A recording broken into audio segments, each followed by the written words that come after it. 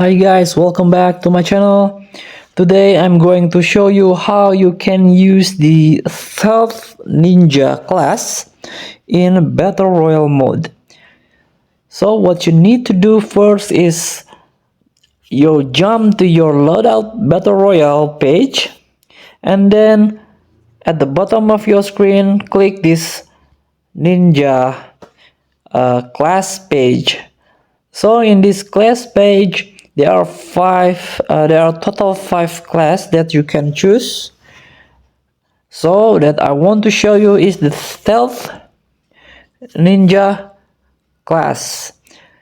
So this is the information. Actually, is a grapple hook. Shoot a grapple hook that pulls you to the target. It's very useful to be to jump higher onto the target, like a building or the house. And also there are passive straight from the stealth class, reduce movement noises. And this is the detailed information. Tap the yellow icon. This is the passive trait, dead silence, that reduce your sound or your movement when moving. Let's try in actual gameplay.